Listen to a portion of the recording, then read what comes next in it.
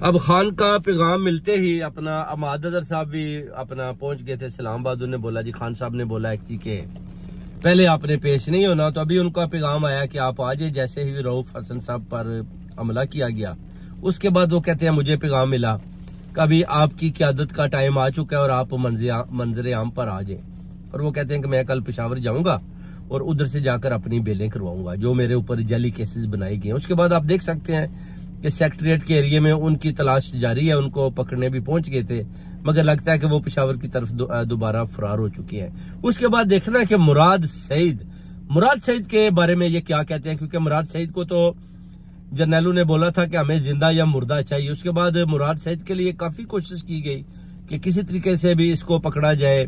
इसको अपना जो है मुकाबला बनाया जाए या इसको अपना अरेस्ट किया जाए, इस पर तशद्दुद किया जाए, क्योंकि इस पर वो कहते थे कि मुराद सईद ने काफी बयानात दिए हैं जी कि GH के ऊपर हमला कर दें, ये कर दें, ये कुछ ज्यादा बोल रहा था, जिसके बाद मुराद सईद पेशावर की तरफ फरार हो चुका था। अब मुराद सईद का भी देखना कि अगर अमाद अजहर आ जाता है, अमाद अजहर को कुछ भी नहीं कहते, तो फिर मुराद सईद का भी लगता है कि वो भी मंजर आम पर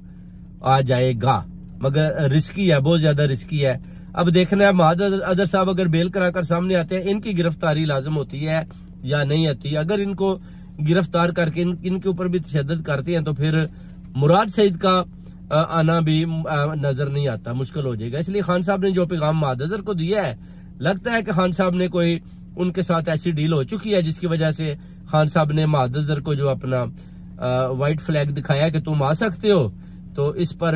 यकीनी उनसे कोई अपना बातें होगी कि अगर मेरे ये लोग आते हैं तो आपने इनको नहीं पकड़ना, इनके ऊपर तशद्दुद नहीं करना, जिसकी वजह उन्होंने बोला कि ठीक है आप इनको आने दें, अमाद अजहर साहब को सामने ले। अब देखते हैं मुराद सईद के बारे में भी, अब वो सामने आती है।